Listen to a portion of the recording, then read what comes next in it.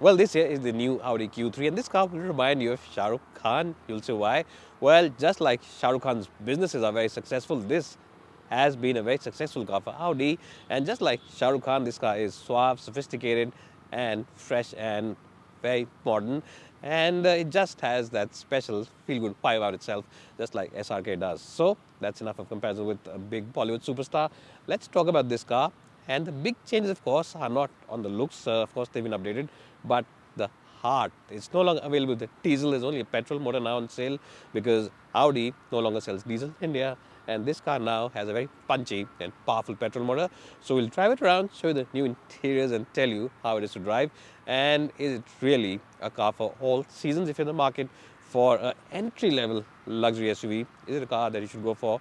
And is it a car you should buy, or maybe something like a Toyota Fortuner? We'll find out on today's show.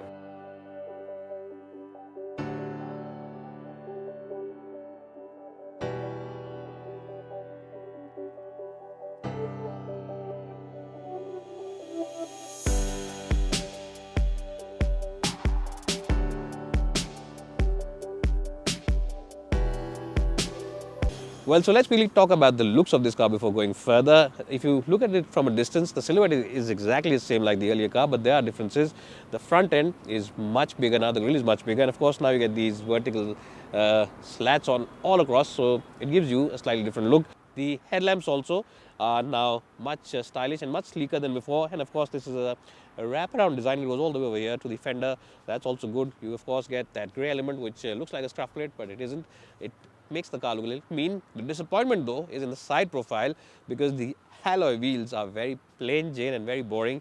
And on a car like this, which is of course the stylish car, it should have been a little better in terms of the alloy wheel design. Back end also, it's pretty plain and simple, but overall, when you look at this car, it looks very regal and definitely has a sense of occasion and looks like a muscled up athlete.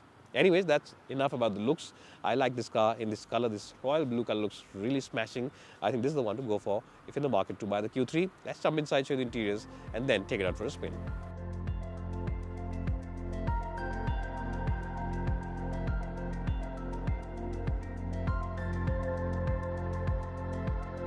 Well, I'm sure by now all of you are aware that Woodmore are the online expert when it comes to spare parts.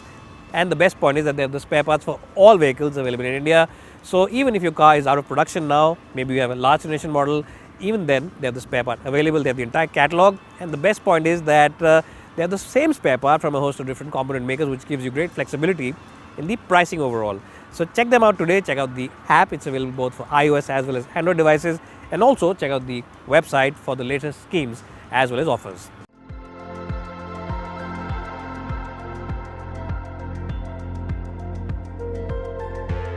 Well, so now I'm inside the cabin of the new Q3, and I have to say that Audi makes the best interiors in the business. If there's any award for interiors, then any Audi can win it because they have the best interiors in their segments. Not only in terms of the way they look, but also in terms of the quality of the interior and everything. The top of the dashboard, the small switches and buttons here, top of the door pads, even the lower part of the center console where a lot of people don't pay attention to is very well made. And see, there's no flex whatsoever. Lots of cars over here have a lot of flex, but this one has no flex. So that just shows you the strong and solid build quality. Now, in terms of the equipment, everything is available on this car, so you don't have to go out and check what is there and what is not there. You get automatic headlamps, cruise control, automatic wipers, multi-zone climate control, wireless charging, different driving modes, traction control. You also get start-stop, and everything, as I said, is available. Apple CarPlay, Android Auto as well. So really, there's nothing missing. What I like in particular about this car is the fact that this portion is slightly tilted towards the driver, and even these controls for the AC are slightly tilted towards the driver. So it gives you a sense of sitting inside the cockpit of a big airliner or maybe some fighter jet, and that's a nice feeling because it feels very snug inside the cabin. Steering wheel is nice to grip. Paddle shift is behind it, and of course you also get adjustment for rake as well as for reach. That's something which this car has, and the seats also are electrically adjustable, and you also get a big sunroof. So really everything and more is available on the Audi Q3, and it doesn't really feel like a mid-size or a compact luxury SUV. It really feels, with the features and the ambience, like it is a full-size SUV and a luxury SUV in the upper ends of the market. Lots of places to keep your odds and ends, big tray over here, wireless charger. The glove box also is luxurious to open. As you just saw, it's a soft opening glove box, and it also is lined up with felt. So whatever you keep in it, it won't rattle around. And even the door bins are nice and large. Overall, very impressive place to be. I'll give it 11 out of 10. Let's jump in the back seat and see how good that really is. Well, so now I'm in the back seat of the Audi Q3, and I'll do a little bit of a nitpicking job here. The opening, even the door is open, nice and wide. The aperture, I think, isn't the biggest. It could have been slightly better, but I am just nitpicking at the moment. It is quite okay. The front seat has been raised up slightly, so you can stretch your feet. There is a little bit of a place where you can keep your files and odds and ends. Couple of AC vents, but a huge lump because remember this is a quattro, so four-wheel drive, so there is a lump over here.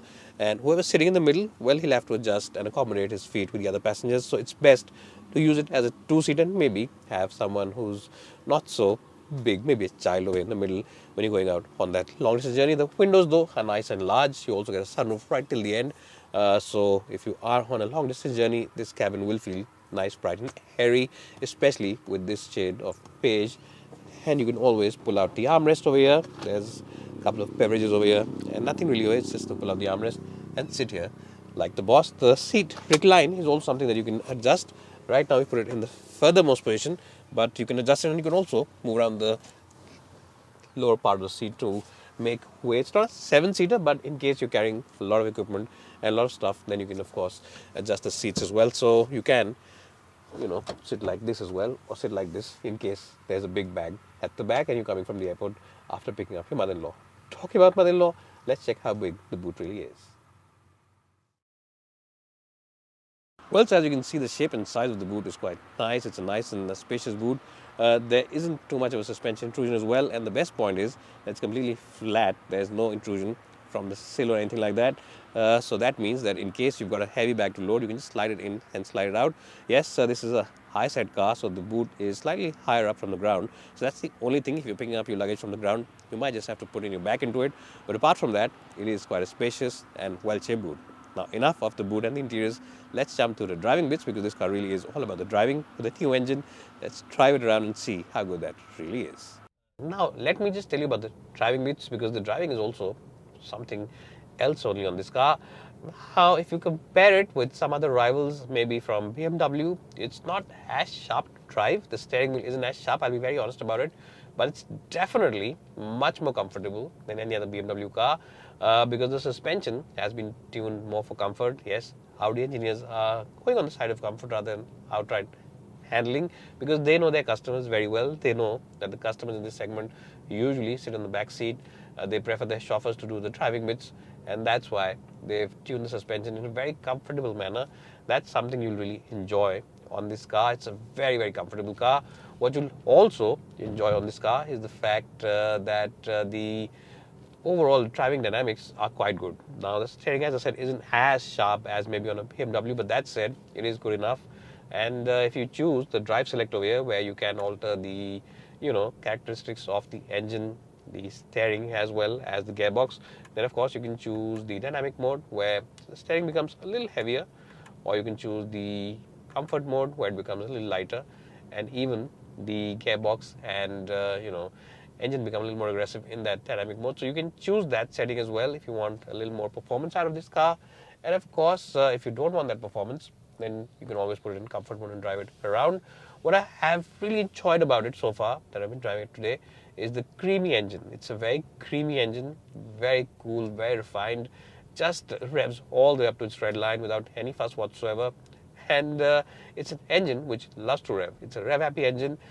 Audi say that this engine will do, and this car will do 0 to 100 in just a shade under 8 seconds, and I agree with that. I totally believe them because it's a quick car. It feels very quick, and it's a light car, so it does feel quick and responsive. And not only is the engine creamy, it's also very responsive, ultra responsive. So you've got to be a little careful with your right leg sometimes because if you flex it too much, you never know. You might be doing illegal speeds before you know it, because this car also has the habit of masking its speed really well. It does mask its speed quite well. So that's all something with which you have to be a little careful. Other than that, the ride comfort is good, as I said. Balance between ride and agility is good.